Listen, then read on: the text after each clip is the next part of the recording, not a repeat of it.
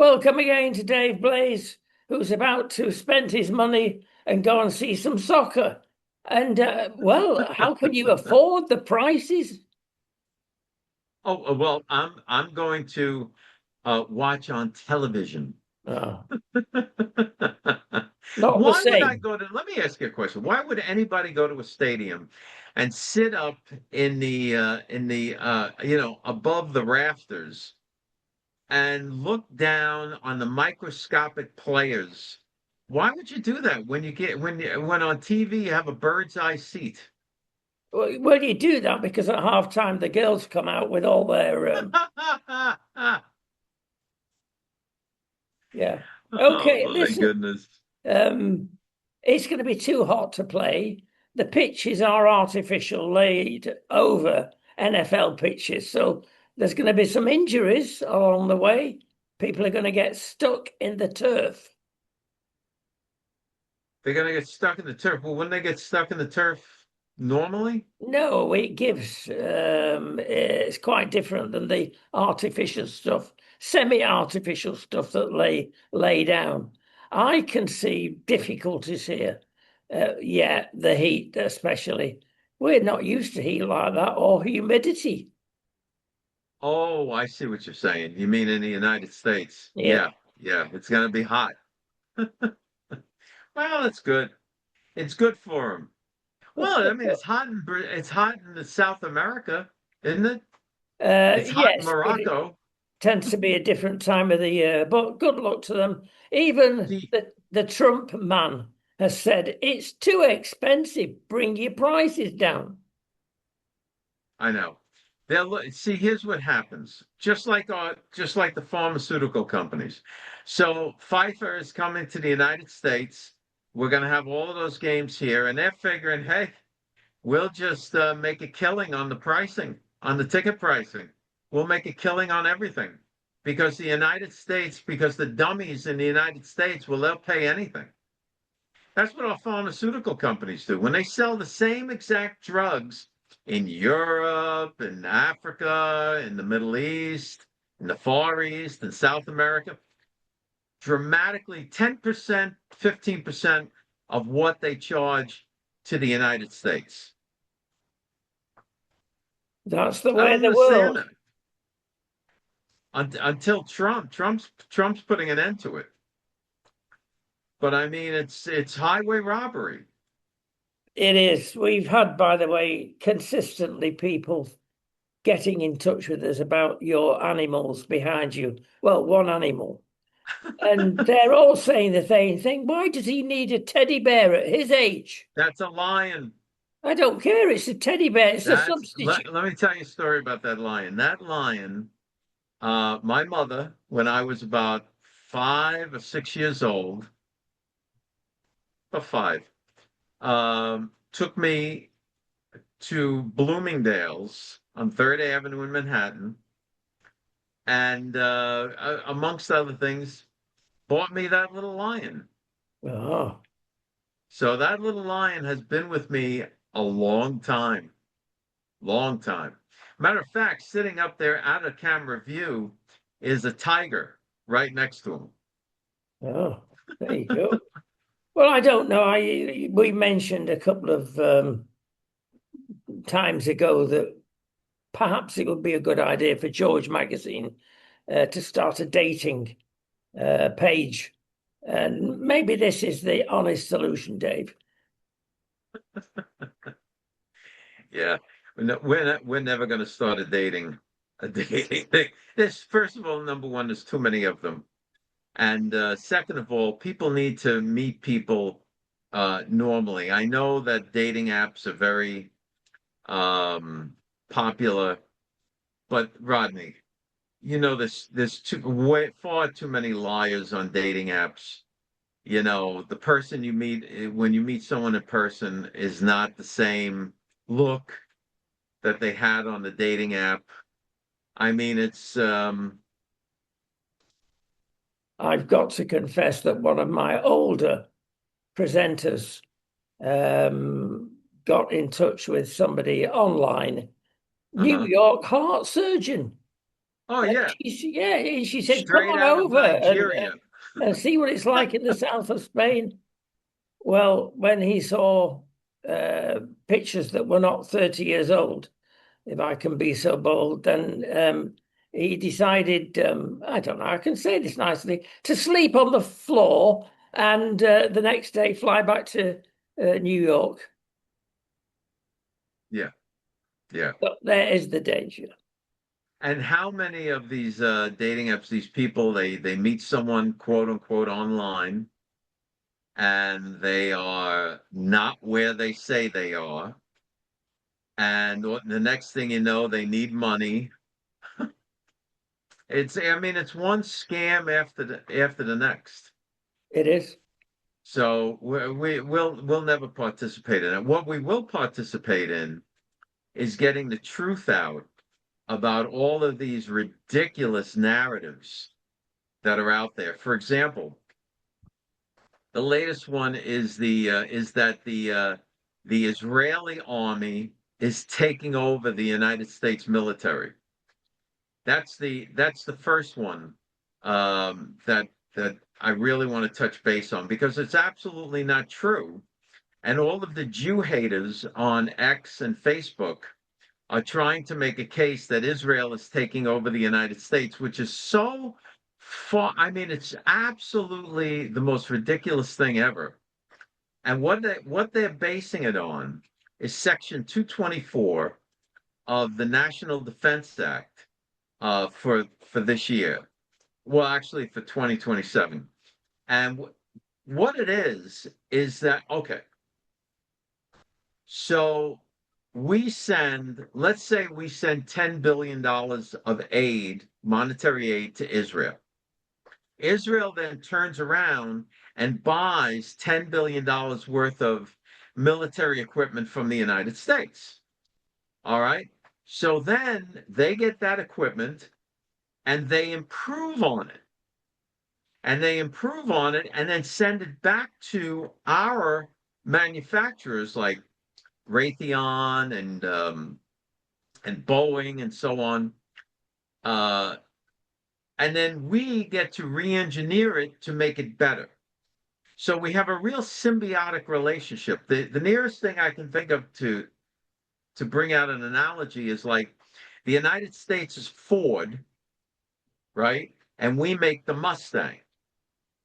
And then Shelby buys the Mustang and dramatically improves it. So that's like the United States and Shelby would be Israel. And of course, you know that the Russians, the Chinese, the Iranians, they hate that because it makes our weapons and our military equipment that much better. So that's what's going on. It's not that Israel's taking over the United States military. That's stupid. They're smart dudes, though. I've just seen a recent poll that has identified who's got the highest IQ in the world. And guess what? It's Israel by a considerable margin. So You they mean it's got not the some. Irish? I don't mention where they are. Hey, I'm part Irish, so I can talk to that. Well, there you go. Enough said. Listen, the other thing that's coming up at the moment is there appears to be a dual deal, let's call it, between Russia, the Ukraine, Iran, various countries to get everybody in agreement and two wars will be stopped at once. Could be. It's things are on the table, things are happening. And look, the bottom line is that Russia has lost hundreds of thousands of troops. There is a lot of evidence that the Russians are stealing Ukrainian children and bringing them into Russia as quote unquote orphans after they stole them from their Ukrainian parents, changing their names so that it can replenish the Russian population. And this is what, frankly, if anybody has a problem with what I'm saying, they can take it up with Melania Trump, who has been working with the First Lady of Ukraine and Vladimir Putin to get those children back. So this is a real problem. But anyway, so the Russians have taken tremendous losses. The Ukrainians have as well, but the Ukrainians have a very much advanced drone technology, and they are beating the Russians back at every turn. So now, I think under pressure from President Trump, there is agreements on the table to get all of this resolved. So we'll see. Yeah, there is a very fast low to ground drone that the West have not supplied to the Ukraine. So Right. what they've done is develop them themselves, and it's now operational. Yep. There's some smart cookies over there. Yeah, they sure are. As a matter of fact, they're so smart that Donald Trump Jr. and Eric Trump formed a little company to bring Ukrainian drone technology to the West. There So you go. they're on top of things. Now, we discuss from time to time, off air even, Nigel Farage. I know. We Will like he Nigel. be the next Prime Minister? What do you think? Betting man at the moment, he's on odds on. But what's happened this week in Prime Minister's Question Time in the House of Commons, frankly, has been awful. It's get Farage time. And everybody's against it, even the Conservatives, which is very strange. And actually, it's brought about a Farage bounce. He's even more ahead in the polls.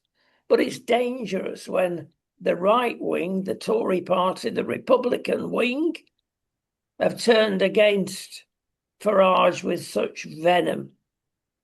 Now, basically, I don't know how similar this is in the States, but the elite have been entrenching themselves in the United Kingdom for the last 30 years.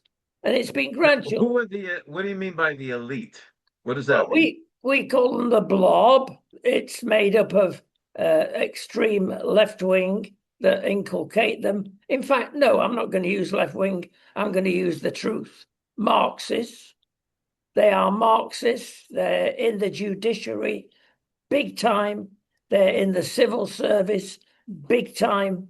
They're in government, big time. And even the so-called left-wingers of the Labour Party, who are men of the people, supposedly, are all joined into the blob. It is horrific what is happening. Okay. And something significant also this week is that head Mrs. von der Leyen of the EU has actually said, hey, we've got a lot of immigrants everywhere in Europe. Not, can I say, in places like Poland and Hungary, which still maintain their spiritual values. They've stopped this wild immigration years ago, and it's really working out for them. But she now says, we'll have to get this sorted out. And they're thinking actually about time of repealing these 50-year-old stupid laws, and 70-year-old indeed, that allow the immigrants to get away with things. And her figures she's calculated are the same as in Britain, because there's only 24% of illegal immigrants deported. The rest, nobody knows where they are. And it's exactly the same on the continent. The continent of Europe is in a mess. Hold on. Back up a little bit. What does that have to do with Farage becoming prime minister? He will carry the nation with him at the moment. But these other characters will do everything, lie, kick, anything that will bring them down through the press as well, even the so-called centrist press. Right. So what you have there is you have the same type of situation where like in 2015, and 2016, 17, where you had the Republican Party basically working against President Trump, who ran as a Republican. There is that element in it as well.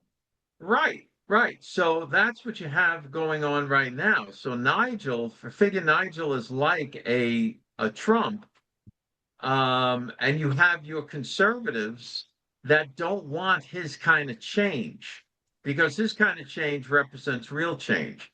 So they're going to try and fight him at every turn, and that's the mess.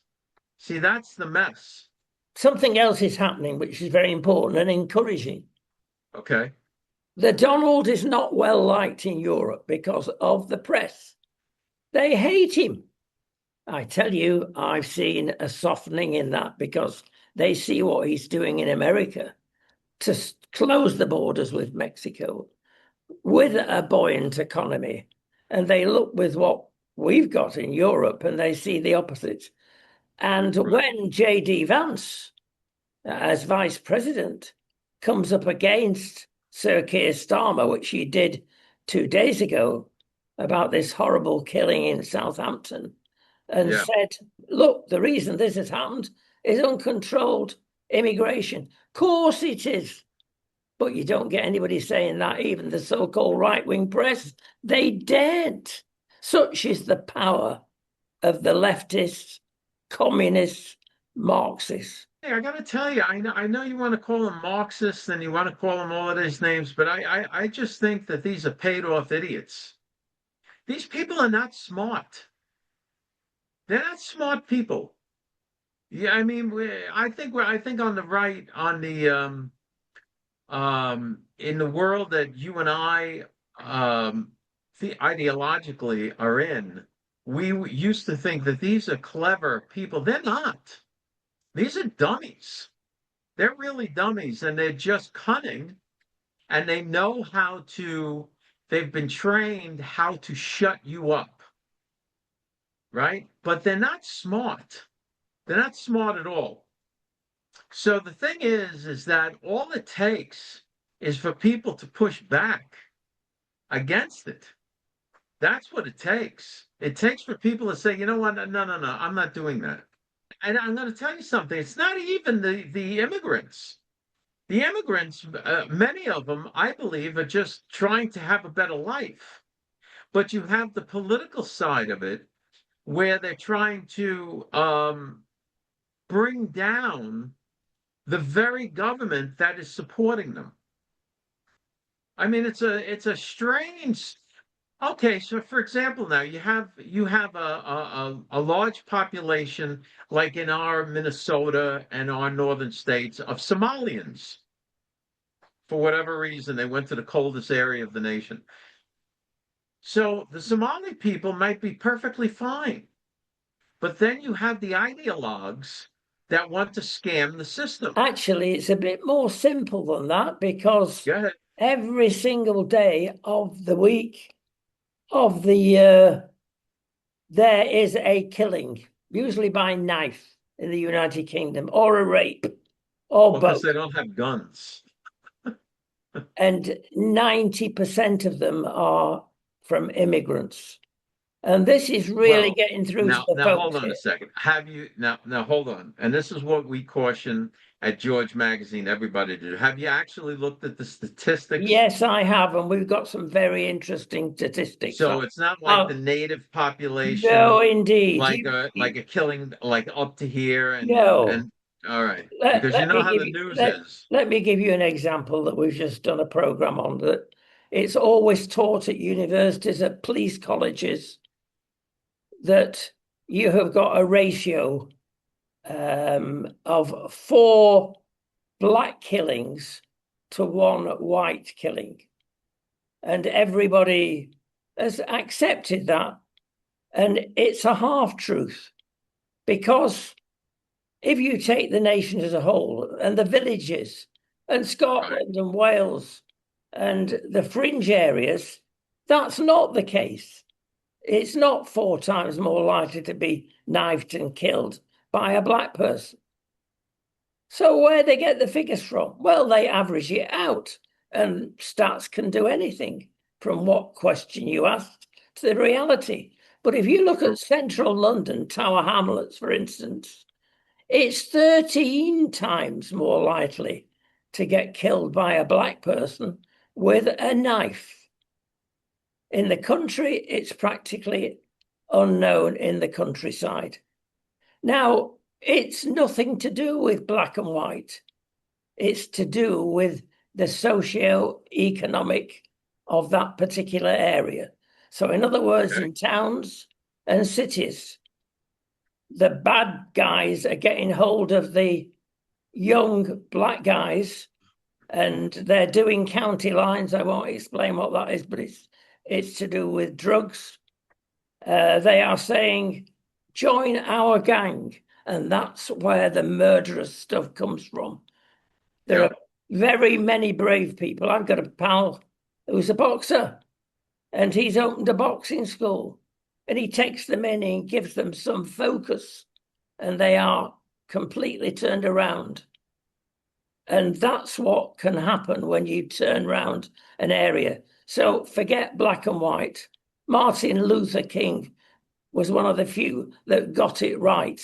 And the other guys have come in and made their own little pantomime, as we say in the United Kingdom.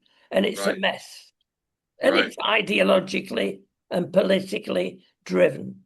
And that's what Nigel Farage has got to beware of. They're out to get him, tell lies about him, because he's the only one that will stop the situation happening. And that's just in the UK. The rest of Europe, apart from the Eastern Bloc, Hungary and Poland, as mentioned, who have a spiritual base, they can cope. The rest of Europe, Dave, is in a mess. That's a shame. That's a shame. Well, look over here in this country. Trump's first administration was riddled with problems and impeachments and all of this stuff because the Congress he was working with, the party, the Republican Party, and all of that was not reformed at all. So both parties were working against him. Now the second term is very different. Because number one, he's got all handpicked. He had 4 years to sit back and handpick a cabinet and work on the Republican Party. The Republican Party now is literally the Trump Party. So it's a big deal difference. So Nigel has his work cut out for him, but if he can get in there and start turning things around, and the British people back him, regardless of what the media says, because the media is going to work tirelessly against them. Yep. Why do you think they're so against Trump for going after Venezuela and Cuba and Russia and so on? Is because that pops their communism balloon, their whole thing that socialism is the way to go. No. He's blowing it up at every turn, and their little socialist communist governments around the world are failing, and it's plain for everybody to see that it just doesn't work. So they're very upset. They're very upset about this. I can imagine. Well, I'm sorry to say that the Labour Party is, as we say over here, full of puppets of Tony Blair and all the bad he did. And but Tony Blair doesn't have the money to make anybody a puppet. It doesn't work the same in the States. He's got a lot of influence, Tony Blair, because he was the most successful. The only influence that politicians pay attention to is money. Yeah, well, stateside is a bit different, Dave. And when you get a character like Blair, who was elected 3 times, wow, that is unique for Labour. Now, he did a lot of bad. It wasn't just Iraq. There were many other things. But I was going to say, puppets and muppets. You've never seen anything like the quality of MPs that we have in charge of our country. They're either students in student politics that know absolutely nothing, Right. and the whole cabinet's not got one person that's got, out of 30 of them, that's got any business and been involved in any private business. And it's leaked out this week that when you go into a cabinet meeting, these are the people that control our country. There's one topic: who can we tax in order that we can give money to the so-called needy, who are not needy? They're sat at home getting benefits for doing nothing. Now that's communism. Where can we get? We'll slice the cake up a bit more. Yeah. Never mind who's made the cake, which is private business. We're going to give it away because we believe in equality, in diversity, in inclusivity. My goodness me, what a mess. I know. The problem is that when you have programs with good intentions like diversity and inclusivity and so on, DEI, that start out with good intentions, the scammers get in there and ruin the whole thing. Because those programs have good intentions on the onset, only they quickly degenerate because you have all of the scammers. They're like, hey, we got this new program. How can we'll build the system out of whatever we can get out of it until they shut us down. Well, this week we've had the murder of Henry. And because the police were brainwashed into DEI, no ambulance was called. Didn't the police see the man bleeding from the stab wounds? There was saw blood. It on the video. I saw the blood. They saw two things that should have aroused suspicion straight away. One was blood coming out of his mouth. And secondly, his hands were white pale as the body takes. Well, I know, but also I saw blood all over. When they were handcuffing him, I saw blood all over the place. Now, the police must, I mean, did they see that's why there's something wrong here. There's something wrong. There's something wrong. I know what you're going to say. The police are told to ignore all that and only defend the illegal immigrants. Racism is what they're policing. Oh, he's racist. We can't go against him. He's from the black community or the brown community. And therefore, the ambulance was not called, and it could have saved his life. Rodney, all I'm saying is there's something wrong with this situation. Cops do not show up. And if you are sitting there going, I've been stabbed, I'm bleeding, and they see you bleeding, they don't arrest you and pretend they don't see it. That doesn't happen. That doesn't happen anywhere. So all I'm saying to you is there's something wrong with that whole situation. Just let's let it play out, because I'm telling you, there's something wrong there. Police don't do that. If police see somebody stabbed, they'll call an ambulance. They do in the United Kingdom. Let me tell you what goes on at the police college. And again, this is hot news just coming out today in its fullness. There was a police officer, a Christian, who thought, I'll put something back into the community. He was taken into a DEI class and told how to behave in these circumstances. First, you not got to be racist at all, number one. Now, he questioned the officer in charge of the brainwashing school, and he said, well, how would you regard Hamas and militant Islamism? Is that a problem? And they sort of get an evasive answer. Long story, I'll cut it very short. He was told, handed your badge, go away, because he was asking the wrong question. Yeah. And these people were training our policemen and at the same time walking up and down the classroom, speaking a mantra. Islam is peaceable. Islam is peaceable. Now, that's how bad it is, the United Kingdom. You cannot imagine. And the left press even acknowledge this, not just the right-wing press. It is tragic. There will be a watershed from this death. The polls, Corpus Christi, Thursday were taking the knee. Not the Brits, the Poles, in thousands, That's a shame. protecting the whites. It's That's in a a shame. mess. There's going to be a Yeah. big, hopefully, it will be a watershed in the right sense, and Britain will wake up. Europe will wake up. But there's a lot going on, Dave. And well, let's end on this point. The United States has a population problem. The native population is not having children at anywhere the rate needed to sustain our entitlement programs. So the whole idea of bringing in immigrants ran off the rails. So right now in the United States, I don't know how it is in Europe, but right now in the United States, the really smart, dopey white people are not having children, and everybody else is.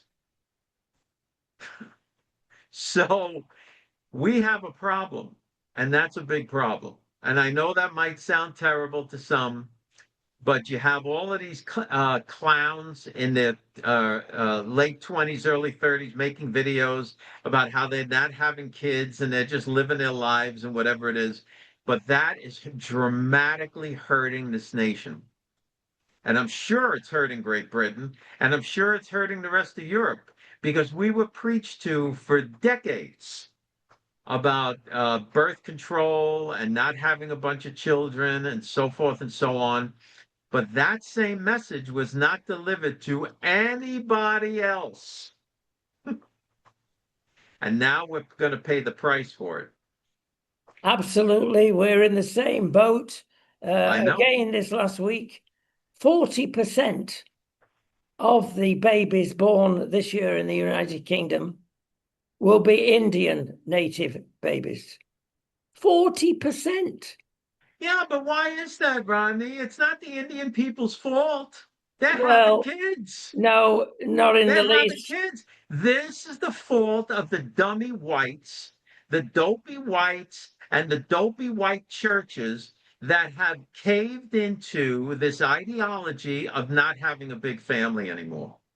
There is That's an what it addition. is. There is an additional whammy in United Kingdom, and that is if you sit at home on the sofa, on the couch, you're going to get fed and watered, and it pays you to sit there and do nothing. At least the states are not that bad. Well, even in times, even people that don't want to do anything or not work and get paid by the state want to go have sex. Well, let's go back to the women's liberation movement, and Well, that's a there you have mega a whole factor. nother, see, there you have a whole nother problem.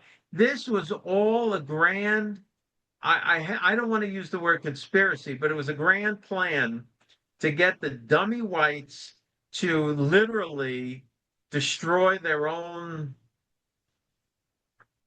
situation. Well, we've done our bit. That's all I can say, Dave. We have 7 children. So there you go. It is possible, folks. That's And right. And look at the shape of you. look at the shape of it. But I mean, we used to be very amused walking down the street, of course, with all the kids behind Right. in height order. And we were often physically stopped. And we were asked on many occasions, "Are you Roman Catholics?" And we And what used was to, your response? it's very easy. No, we're oversexed Protestants. End of conversation. That's marvelous. All right, Rodney, We better leave it there. we did good. We got some word out. All right, we'll see you next week. Okay.